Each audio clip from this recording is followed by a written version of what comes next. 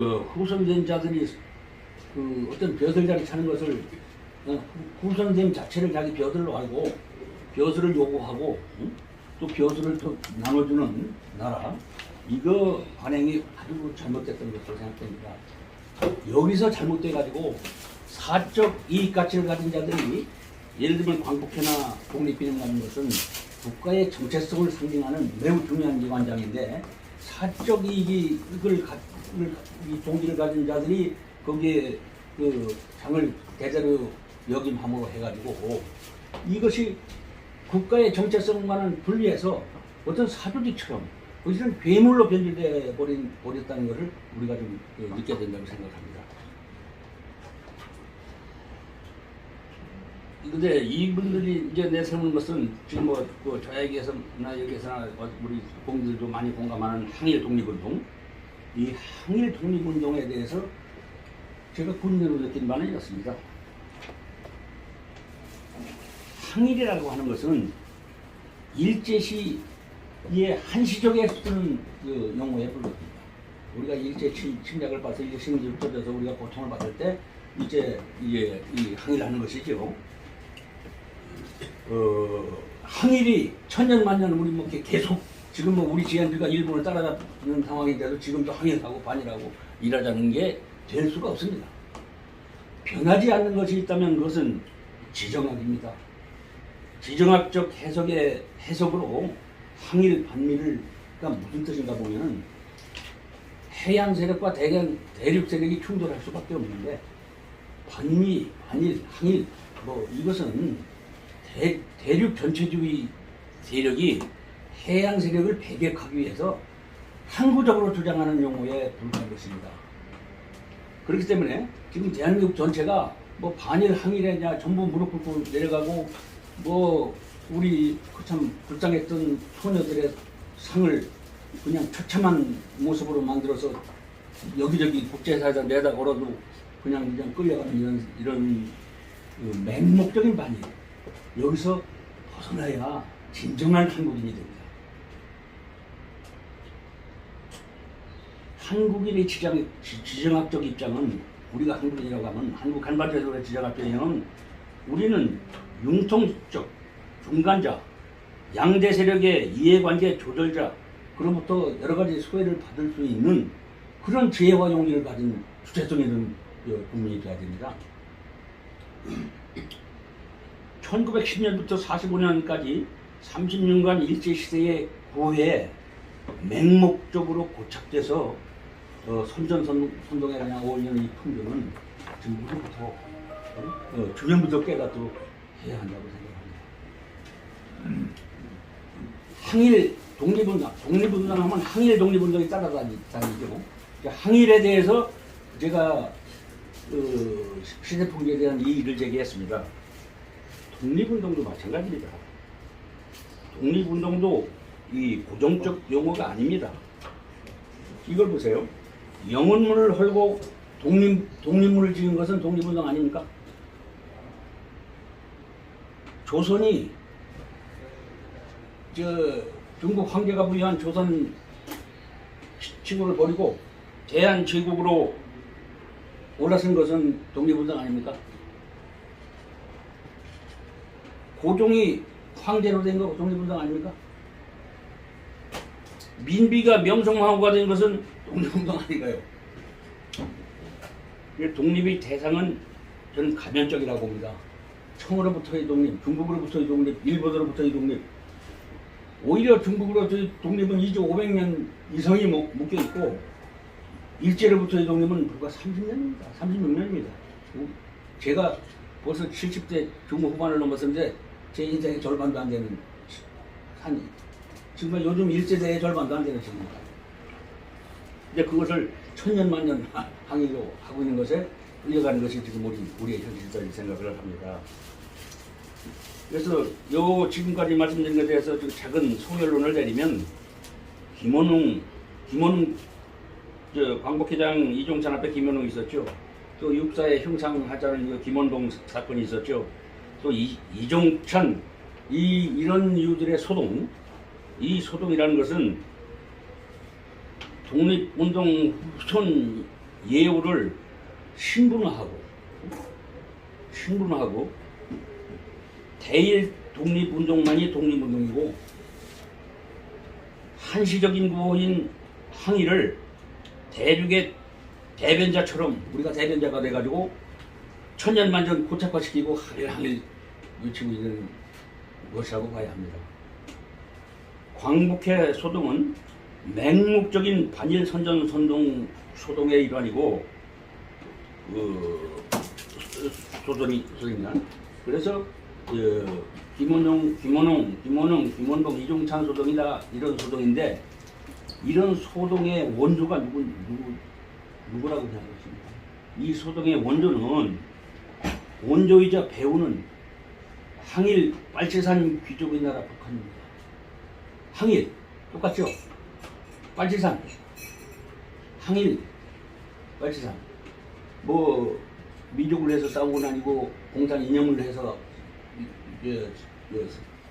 조작한 사람들이지만은 어쨌든 항일 빨치산 그리고 한 줌의 항일 빨치산들이 지금 북한 건국 이래 지금 대를 이어서 귀족이 되어서 북한 전 인민을 노예화하고 끌고 가는 게 북한 아닙니까? 김일성이 그 항일 빨치산 귀족이 북한을 다스려가는 북한을 그렇게 지탱해주고 있는데 그 세력이 남한내 영향이 비슷한 영향이 남한내에 있었으면 얼마나 좋겠습니까? 그거를 남한내 그 영향을 만들기 위해서 별의별 짓을 다 해왔습니다.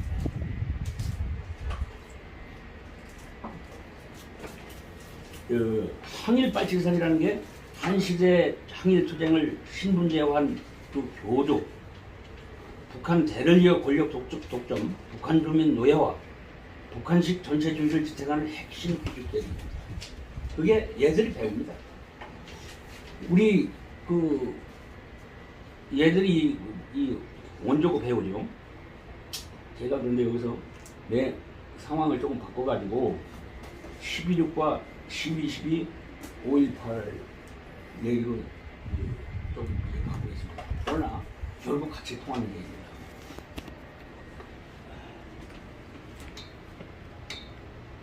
(12.6)의 큰 원인은 뭐 김대규 차지철의 그 술자리 소동이 아니고 술자리 사단이 일어난 것이라고 보기에는 이건 너무 순진하고 너무 이제 간단한 해석입니다. 12.6의 가장 큰 원인은 박정희 독재 정권의 저도 독재라고 씁니다. 독재 정권의 무리한 핵개발입니다. 핵개발 문제에 대해서 카트하고 이 박 대통령이 얼마나 극한 내용으로 맞섰습니까? 그러니까 이게 70년대 우리 핵개발은 가능하지도 않았어요. 우리 한국적 현실에서. 이스라엘이나 인도나 이런 데는 40년대, 50년대 국제적 감시도 허술하고 할 때 또 우리처럼 이 분단국의 바로 뒤에 4대 강국이 서로 버티고 있는 이런 세계 화약고도 아닌 곳에서 자기들 등치나 역사적 의미를 가지고서 이거 실시해서 성공한 것이지 70년대 이 국제적 핵감시 핵 확산, 대량 살상무기 확산 감시 체제가 이렇게 확립되고 있는 시대에는 몰래 개발한다는 건 참으로 무리한 계기였고, 다만 박정희로서는 가능했습니다. 자기 마음대로 할 수 있는 나라였기 때문에 가능한 거죠. 그렇기 때문에 이 대한민국 박정희 유신 정권의 핵 개발은 미국이 싫어하는 것만이 아닙니다. 전 세계가 합의 분입니다. 핵클럽 5강국이 다 박정권은 타도시켜야 되겠다고 생각을 한 겁니다. 소련도 그렇게 합의한 겁니다. 중공도 합의한 겁니다. 영국 불란서도 미국도 그 핵클럽 5개 강국의 그 합의를 그 무게를 다 실어서 미국이 유신 정권을 제거한 겁니다.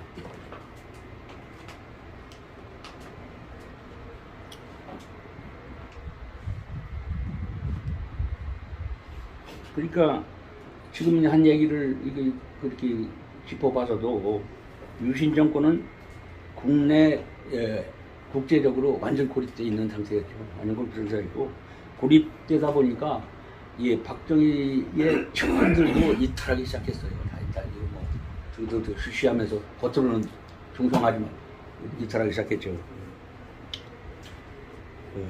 박정권의 그 붕괴는 이제 필연적이었고, 김재규의 거사가 뒤따르게 돼 있었어요. 김재규가 술자리에서 우발적으로 그 대통령을 살해하고 그랬다면은 이게 상식적으로 봐서도 총으로 그 다음에 자결 했어야 돼요. 근데 자결 했나요? 육군 총장 데려다가 밖에서 대기하고 있었죠. 같이 차 타고 다니면서 수습하려고 돌아다녔죠. 그게 어떻게 그저 술자리고 삽니까? 이 박정권이 붕괴할 수밖에, 유신 정권이 붕괴할 수밖에 없다는 것을 가장 먼저, 가장 깊이, 가장 잘 알 수 있는 자가 바로 중앙정보부장입니다. 거기다가 먼저 차지철의 모욕이나 뭐 이런 것도 뭐 기본적으로는 작용했겠죠. 여건을 작용했죠. 그러나 근본은 이게 나라의 2인자 되는 놈이 뭐 누구 갈등 때문에 막 이리저리 쏴주기 뭐 이런 일 있을 수가 없는 겁니다. 근데 일반 국민들한테는 그렇게 알려져 있죠. 그렇죠. 예, 이거 우리 확실히 해야 됩니다.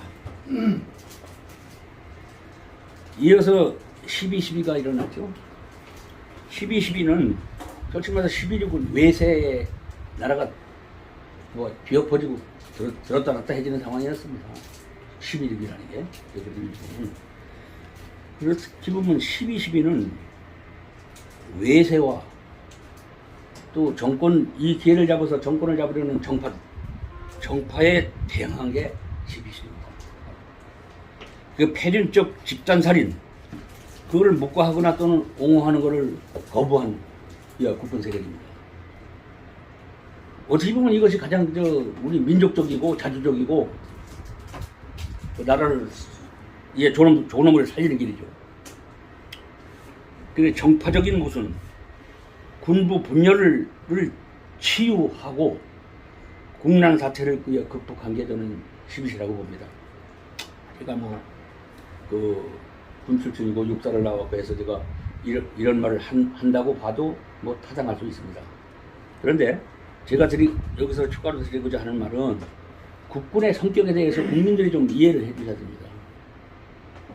국군의 대표성은 육사고 12.12의 그것도 전부 다 육사인데 뭐 저는 하나에도 아니고 저는 보잘것없는 하나의 전망장비였지만은 육사의 모델은 미국의 웨스트 포인트입니다. 웨스트 포인트의 학제를 그대로 갖다 놓고요. 그리고 정치 이런 거 가르치지도 않았어요. 그건 특별 활동이나 개별적으로 관심 사람이나 하지, 그냥 이공계로 만들어서 자네들은 문민 통치 하에서 문민 지휘관 대통령의 통수권 아래서 쏘라면 쏘고 서라면 서고 가라면 가는 군인으로 문민 통치를 따르는 그 모델이 육사입니다. 그러면 그 이전에 있었던 그 고위 장성들은 일본군 출신 아니면 중공군에서 흘러든 놈도 있고 독립군 한다고 해서 있지만은 일본군이나 중공군이나 북한군 계열과는 전혀 군사 철학이 극적으로 대비되는 집단이 우리 국군의 근간입니다. 그래서 우리 국군은 문민 통제를 철저히 신봉하는 민주군대의 근간이고, 국군이 정치에 개입한 것을 두 차례 있다면 그 두 차례 모두가 나라의 헌정이 중단되고 극도의 혼란에 빠졌을 때 국군에 2번 나왔을 거예요. 저는 태국에서 태국 뒤참모대를 나오고 그쪽 동남아에서 무관을 했기 때문에 그 신생 국가들의 쿠데타 상황을 많이 봤습니다. 만약에 우리가 그런 식의 쿠데타를 했다면 20번, 30번도 더 했어야 해요. 20번, 30번도 더 했어야 합니다. 국군에 대한 이해를 저는 이 국민들이 그렇게 좀 이해를 해 주셔야 된다고 생각합니다. 광주 5.18 사태는 그냥 지금 민주화 운동이라고 그냥 이렇게 확 이렇게 해버렸는데 민주화 요소 틀림없이 있습니다. 있었습니다. 국내 정파 세력과 외세의 연합이라고 봐야 됩니다. 외세의 연합. 지금까지 5.18에 북한군이 몇백 명, 일본 이런저런 지원 세력까지 1000여 명이 왔다고 하면 아무도 안 믿어요. 그럼 황당한 소리를 왜 하느냐. 이거는 지만원 박사가 그 수사 기록을 보고 이런 사건들을 보고 하니까 미세적으로 역추적하다 보니까 막 이해할 수 없는 상황들이 막 여기저기 벌어진 것에 대해서 역추적한 것인데 그거를 다 공부하기 전에는 그 이해가 안 돼요.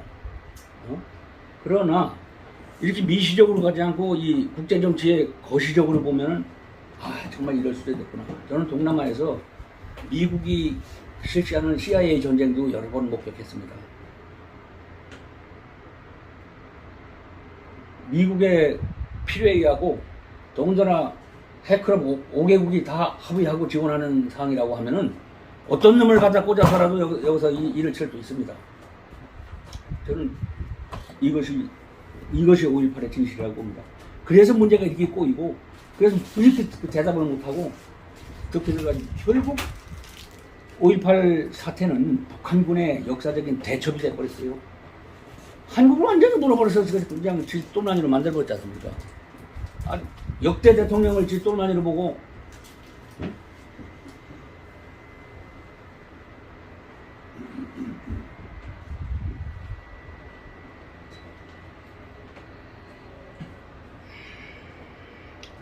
그래서 제가 감히 말씀드리는 것은 5.18은 어떤 면에서 12.12에 대한 역습이었습니다.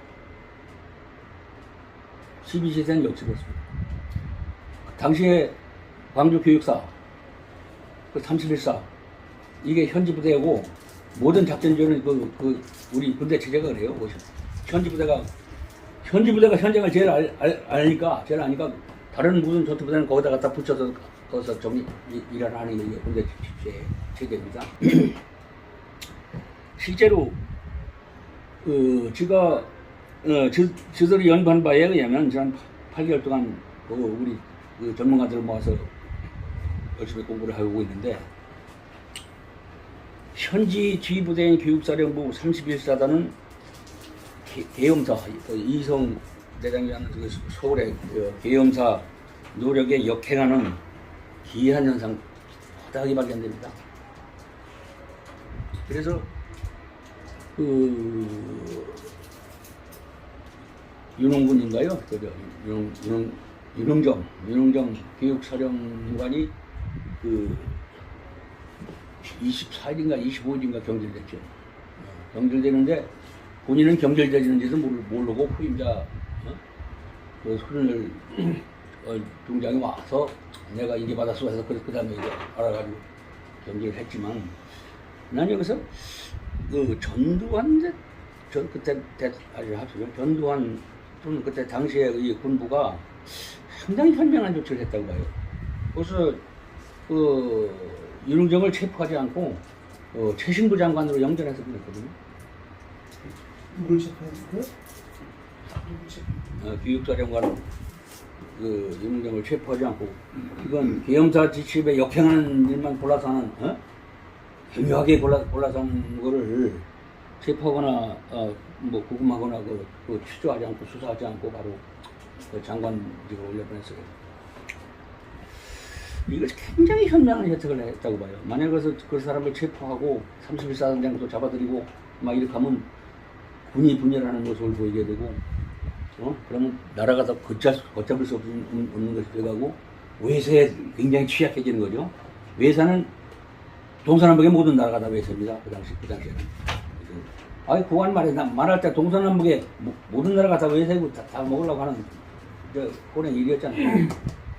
근데 그때 이 군부를 흩어진 모습을 보이지 않고 그걸 끌어안음으로 해서 외세도 이거 더 이상 손을 못 대게 만들었다 이렇게 생각합니다.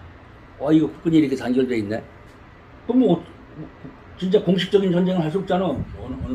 어느 나라도 대한민국 국군을 상대로. 그게 나는 우리 전두환 씨의 가장 우대한 점이었다고 저는 개인적으로 평가합니다. 5.18 시 미국의 입장과 역할을 많이 찾아봤어요. 근데 미국은 전통적으로 한국의 민주화를 지원하는 나라입니다. 이승만 정부를 세운 것 자체가 민주공화국을 문민통치 민자를 한 거예요. 그 이승만 그 문민정부를 민간정부를 문민통치정부를 강력히 보호하도록 강력한 국군을 지원한 겁니다. 그게 미국이라고 이렇게 보면 됩니다. 그래서 미국이 이 한국의 민주화를 절대적으로 지원하면서 강력한 국군 조성을 국군이 육성을 도왔다는 것으로 이해를 하고서 이 5.18을 보십시오. 미국은 김대중 씨를 2번 구했어요. 두 번 살려냈죠. 현해탄과 노동을 살려내고 5.18 이후에 살려내고. 김대중 씨가 내각까지 구성하고 발표하고 군격에 대해서 불복종 지시를 내릴 때 괜히 그 헛소리 한 거 아닙니다. 그 똑똑한 양반이 뭐 자기 자신감도 없이 그렇게 얘기한 거 아닙니다. 아닙니다. 아닐 걸로 저는 발표합니다. 실제 군도 다 갈라져 있었고 박정희 절대적인 오리자는 주고 없어졌고 지금 뭐 이게 이 공이 이리 굴러갔지 저리 굴러갔지 모르는 상황에서 우왕좌왕하는 그 상황이었다고 봐야겠죠.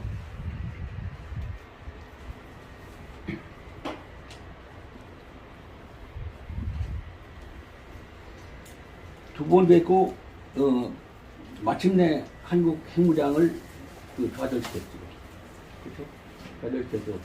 전두환 정권도 엄청 박대를 하고 미국에 불러서 김대중을 살려냈을 뿐만 아니라 김대중을 석방해라. 이거 핵무기 포기해라. 이게 핵무기 개발하는 유신 정권을 제거했더니 이름보다 더 무서운 놈들이 나와가지고 또 핵이나 만든다고 걱정된 것 같은데 이거 그렇게 생각하지 않겠어요? 그래서 제가 이 후배들 몇몇들하고 열심히 찾아보고 연구해본 지금까지는 광주 사태에서 미국이 계엄군을 도운 흔적이 없습니다. 제가 강히 말씀드립니다. 그런데 자 이제 광주 5.18 사태 북한군 개입 논란으로 들어가 보면은 김대중 대통령의 김경재 아닙니까? 그렇죠? 김대중으로서는 대통령으로서는 거의 자기의 운명을 간 남북 정상회담에 그거를 단초로 여는 밀사로 보낸 게 김경재 씨인데 김경재 씨는 김대중의 씨의 거의 부인만큼 신뢰하고 얘기를 다 터놓는 사이였을 것으로 보입니다. 근데 그분이 갔다 와서 얘기를 했죠. 열삼여에 있더라. 자, 그렇게 하면 나 혼자 본 게 아니고 함께 간 목사도 있었고 누구 있었고 두 사람이 다 같이 봤다. 그거 같이 얘기 들었다. 그 얘기를 했죠. 최근에 김영삼의 권영해진 거는 더 구체적이에요. 그렇게 하고 그건 안기 부장 권영해 혼자서 하는 게 아닙니다. 그걸 가서 휴민트 공작을 하려면 몇 단계에 있어야 되고 관련된 통신이며 뭐 접선이며 뭐 수송이며 해서 적어도 수십 명의 조직원이 부분적으로는 다 아는 그런 내용이에요. 권영해 씨가 거짓말 할 수가 없습니다. 내가 안기 부장 할 때 뭐 그랬더라. 자 이렇게 되면은 이 두 분의 증언은 지만원 씨를 떠나서 드물을 떠나서 국내의 정치 지형을 뒤흔들 핵폭탄급 선언입니다. 핵폭탄급 선언이에요. 그런데요, 지만원 박사를 감옥에 가둔 정치권, 언론, 광주단체들 침묵하죠. 침묵해요. 뭐 가타부타 얘기도 안 하고 시비도 안 하고 침묵해요. 5년 이하 징역, 5천만 원 이하 벌금 특별법도 침묵하고 있어요. 저는 이거를 얼어붙어 있는 상황으로 봅니다. 얼어붙어 있다. 이건 나라가 지금 얼어붙어 있다. 하도 참 큰 거짓말을 하다가 좀 얼어붙었다는 상태입니다. 그래서 지금 현 상황을 북한군 개입은 이미 기정사실화 국면으로 전환됐다. 이렇게 봅니다. 지금까지 저들이 모여서 하는 영보하고 뭐 그때 하는 거 하고 상황도 펴놓고 뭐 별짓을 다 하고서 현지 지형도 뭐 몇십 번 갔다 온 후배도 있고 막 이렇게 하지만은 지금까지 지금 우리가 연구하는 것은 이 디테일한 것은 이미 40년 전에 일어났던 그런 것들에 대한 세부적인 것을 이렇게 밝히는 것에 불과하지 이 전체적인 것은 드러났다. 400여 명 북한군 전사자가 도청 앞에서 죽었든 교도소 앞에서 죽었든 죽어서 간 건 사실이다 하는 건 다 증명이 났다. 그러니까 도청 앞이다 교도소 앞에다 우리끼리 싸우지 말자. 그냥 다 서로 참고하자. 막 이런 상황이라고 봅니다. 그런데 지금 여기 계신 분들은 노숙자 담요라는 영상을 보거나 설명 드신 분이 거의 없을 겁니다. 노숙자 담요는 정체불명의 출처인데 광주 사태 때의 수많은 사진과 북한에서의 5.18 관련 기념식에서 나온 북한 고위층들의 사진과 이거를 AI, 이 최첨단 AI로 막 분석해가지고 몇백 명을 집어냈어요. 얘는 얘는 쟤. 어디는 얘들 셋이 모이는데 거기서도 별 몇개 시대로 하나, 둘, 셋이 같이 모여있어요.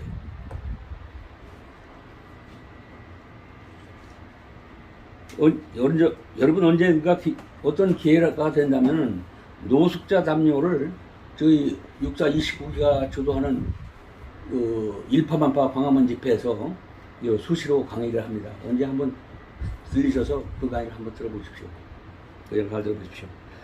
그 노숙자 담요라는 영상 자료들이 이 법적 증력이 있느냐 없느냐 하는 것은 없다고 법원에서 무시하는데 있느냐 없느냐 하는 것은 별도로 하고라도 그 내용을 전면 부인하는 것은 불가능한 상황입니다. 그런데 지금 처음에 얘기했던 그 신분화 문제로 다시 돌아가는데 영상이 시사하는 것, 그 노숙자 담요 영상이 시사하는 것은 북한의 강력한 신빨치선, 새로운 빨치선, 5.18 신빨치선, 최소 600여 명 귀족 신분 계층이 북한에 존재한다는 겁니다. 그 항일 빨치산과 함께 현재 김왕조를 지탱하는 가장 강력한 지주로 존재하는 겁니다. 광주 5.18 신빨치산, 이게 김일성이 만들어낸 새로운 신화, 김일성이 항일 투쟁에서 만들어낸 신화에 이어서 대한민국 광주에서 이룬 그 신화, 이걸로 지금 김일성에서 김정일이라고 하고 김정일에서 김정일까지 버티고 있는 그 신화가 되고 있는 겁니다. 저는 그렇게 봅니다. 그런데 지금 우리 최대 문제는 이 북한 신흥 빨치산과 국내 정파가 연계됐다는 겁니다. 연계됐잖아요. 광주 사태에서 무지무지하게 연결됐잖아요. 이거를 생각하면 돼요. 민주화 운동들이 광주에만 있었습니까? 봄마에도 있었죠. 또 반대되는 것도 있었죠. 여기 최근에 박근혜 탄핵 반대할 때 태극기 부대가 얼마나 많이 나왔습니까? 제가 그때 다 뛰어다니면서 걸어보면서 확인한 바로는 서울역 앞에서 남대문 거쳐서 광화문 거쳐서 종로를 거쳐서 동대문까지 인파가 찼었습니다. 근데 그렇게 인파가 차도 허당이잖아요. 언론 보도 안 하고 무시하니까 그냥 끝나잖아 하고. 도마 사태도 그렇잖아요. 그죠? 근데 광주는 뭐하죠? 창끝이 있었던 겁니다. 창끝을 투입한 겁니다. 청나를 투입한 거예요. 맨 앞에. 예? 그게 광주 사태의 본질입니다. 그 청라를 투입하는데 국내 정파와 국제적 역량이 같이 합세했고,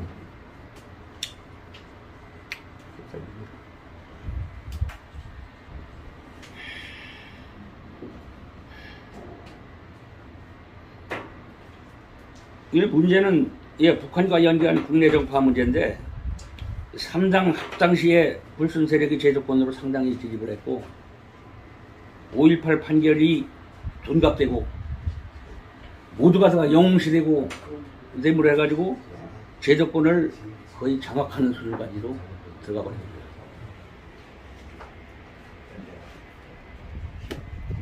그리고 전교조나 같은 귀족 노조들과 함께 유공자, 그러니까 유공자 후손, 뭐 시중에는 이런 말도 있어요. 검찰 수사관에 들어가려면 시험 쳐가지고 간다는데, 뭐 카트라인이 104점 105점 그랬어요. 그랬을 때요. 왜냐면 보통 90점 이상을 받는데 가산점 10% 받아놓으니까 그냥 100점을 넘어야 합격하지, 100점 이하는 합격도 못하는 얘기까지 있죠.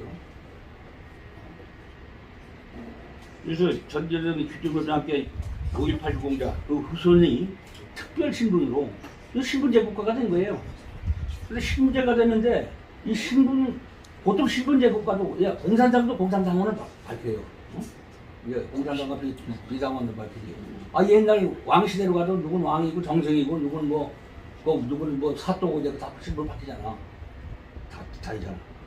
그런데 우리 특수신분은 완전 폐일에 갈려있는 신분이요. 이거 무서운 겁니다. 이런 사례는 어디도 없어요. 완전 폐일에 갈려있는 무슨 신분이에요. 이 특별 신분, 특별 기록, 그래서 비밀 결사화 세력을 키워왔다 이겁니다. 그것이 지금 요즘 일어나고 있는 무슨 소선이, 미선이, 광우병, 박근혜 탄핵, 뭡니까, 부정선거, 이런 큰 것들에 다 뒷배경이에요.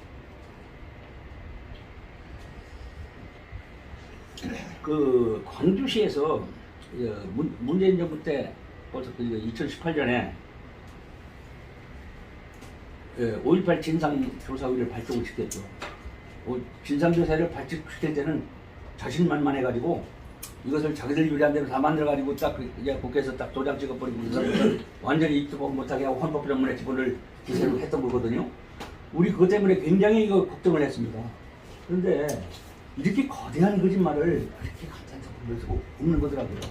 그 진상조사위가 돼가지고 지금 발표하는 과정에 아내가 벌써 졸조각이 났고, 진상조사위원회 실무 조사를 하고 있는 실무 담당자, 전남대 나오고 전남법대도 나오고 또 광주에서 경찰로도 근무한 사람도 이런 나쁜 놈의 새끼들 이런 게 있습니다 하고 우리한테 가지고 서울까지 쫓아올라 와요. 아니 이런 나쁜 놈들이 있습니다. 이런 데를 유공자라고 하고 이런 데를 이번에 또 몇천만 원씩 나눠주고, 그래서 이 너무나 무도한 음모를 뿌리는 저쪽 세력이 이제 어떤 한계점에 이르렀다고 생각을 하고 저거를 이 판단을 합니다. 광주시가 유공자 명단 및 공적 저서 유공자 하나만 이런 게 이제 몇십 페이지가 되는데, 이거 몇천 명 또 후보자 들은 거 하면 몇만 명인데 이걸 전산화를 안 했어요. 전부 그냥 틀에다 이렇게 꼽아놓고 필요한 사람과 신청해가지고 하나 가져가서 보고 또 가져가도 돼요. 이런 국가 1급 비밀도 그렇게 하는 데가 없어요. 그것도 다 내부 불만들이 막 지금 터져나오고 있어요. 그래서 이번 진상조사를 하면서 이거 가지고는 진상조사를 못하겠다 해가지고 할 수 없이 디지털 작업을 했는데, 디지털 작업을 해서 쓰고 이것이 종료되니까 싹 파기시켜버렸어요. 그 국가 돈 600 몇십억을 들였어요. 그 진상조사 600 몇십억을 들인 돈을 그걸 전산을 만든 걸 다시 태워버리고 없애버리고 다시 집어넣었다는 겁니다. 이렇게 추잡한 나라가 지금 저희 나라가 있는데, 이 사상적 또는 사익의 고리로 북측 5.18 빨치산신 불침과 연계하는 남측의 조직으로 세력화하고 있다는 의혹을 우리는 금할 수가 없습니다. 5.18과 대한민국, 5.18이 대한민국에 어떤 영향을 끼쳤나? 첫째, 6.25 이래로 세계에서 가장 강력한 반공국가의 좌파 정권들이 막 둘이어서 등장하게 한 계기가 그 동해 5.18입니다. 남북관계의 주도권이 전부 김일성한테 넘어갔어요. 이 새끼들 말이야, 너희들 내가 밥상 차려서 숟가락 하나만 넣어줬더니 이거 전부 다 밥상에 다 질 거라고 그래? 지금 그렇게 나오면 그렇게 협박하는 거예요. 그러니까 지금 대중도 뭐 핵만들 또 이거 뭐 들고 다 갖다 주고 질질 싸고 형님 하면서 아주 질질 되게 되죠. 그리고 실제적으로 호남이 해방구가 됐습니다. 호남은 해방구입니다. 투표 성향을 보세요. 90%를 육박하는 선거는 민주주의 의미가 없어요. 이건 평양, 북한의 저 평안도나 함경도나 뭐 다를 바가 없어요. 국회의원, 호남의 이제 국회의원, 도시, 군의원 100% 다 장악했죠. 정을성 공원도 공식화했죠. 이거 해방구 된 겁니다. 이걸로 인해서 헌정, 이 민주제도, 여러 가지, 우리 선거제도, 이렇게 다 민주제도가 현재 정상적 가동을 못하고 비정상으로 운영되거든요. 부정선거를 떠나서, 선거 부정을 떠나서, 선거하는 저 개판치는 저런 새끼들 놔두고 그래도 이건 지금 그 민주적 장치가 제대로 작동할 수 있는 환경이 아닙니다. 그 전체 5% 표 차이가 192대 108석을 만들었잖아요. 그건 호남 30%가 90%로 가면은 대한민국은 민주주의 하나도 없어요. 국민과 국군을 국군을 악마화해서 국민과 국군의 갈등을 막 증폭시켜서 국가가 국군을 악마화하는 이런 나라로 만들어버렸습니다. 보훈 체계가 와야 됐어요. 보훈 체계가 와야 되면 전쟁 불능 상태로 갑니다. 조선이 그래서 망했어요. 임진왜란 했을 때 의병장들 얼마나 잘 싸고 하고 저렇게 했어요. 나중에 막 의병장들 가서 잡아가서 목치고 도로 노예로 내보내고 이런 게 보훈 체계가 무너지니까 나중에 일본이 다시 왔을 때는 싸울 군대가 하나도 없는 거니까 그냥 도장치고 넘기게 나라만 아닙니까? 보훈 체계를 와해시키는 것은 전쟁에 불과한 국가 만들어갑니다. 이런 걸 우리가 알아야 됩니다. 그렇게 보훈 체계를 와해시킨 겁니다. 보훈 체계가 와해되면 누가 싸워요? 그거로 보훈 체계 와해시키는 상황들이 계속 발생했죠. 뭐 참수리, 서해교전, 이런 거 수없이 발생했죠. 이렇게 국군을 와해시킨 겁니다. 그래서 가장 이반적인 국가, 사회, 기강, 도덕, 윤리가 다 붕괴됐어요. 이제 광주에서 인후보증해죠. 광주시장 인후보증해가지고 대한민국 국부를 틀어다가 막 그냥 나눠주니까 나랏돈 나눠먹기는 이제 그 풍조가 이것뿐만 아니라 이 국가 살림의 전 분야로 다 확대돼가지고 지금 그 나라 기강이 다 멀어졌다고 저는 그렇게 봅니다. 끝내는 말을 끝내겠습니다. 대한민국은 전쟁 중입니다. 북한에 끌려다니는 정치권, 맹목적인 반일선동, 구시대 투쟁 경력을 신분화, 세습화, 특권 신분화한 세력의 비밀 결사화, 이런 모순들을 극복하는 노력이 저는 지금의 시대 정신이라고 봅니다. 이게 시대 정신이 돼야 된다고 봅니다. 우리 장기표 선생님을 우리가 존경하는 이유가 뭡니까? 그분은 정권에 하지 않고 그 나름대로 그때 무슨 다 찬성을 하는 건 아니지만은 나름의 시대 정신에 충실하는 분이 아닙니까? 저는 이것을 시대 정신이라 보고 전쟁 중인 대한민국은 북한군도 무섭지 않고 북한 핵도 두렵지 않습니다. 대한민국 내부 상황이 심히 두려울 뿐입니다. 이사 마쳤어요. 난 다르게 그 당시 상황을 저는 진만원 박사님이 그 시스템 공학이라고 하는 그 책을 제가 읽으면서 뛰어난 양반이다. 그러니까 이런 그 80년도라든지 그 당시에 여러 가지 한국 정치 상황에 대해서 이분이 활동하기 전에 이분이 이제 미국 해군 사관학교에서 박사학위 받은 내용이 시스템공학 그 책을 보고 뛰어나다 이렇게 이제 생각했던 분이 있어서 제가 호감이 있었는데 따라서 문제 제기하는 그 지만호 박사의 내용을 정부에 있는 사람들도 그렇고 국민들이 경청할 필요가 있다 우선 최소한 전적 그렇게 제가 인정을 하는 사람이고요.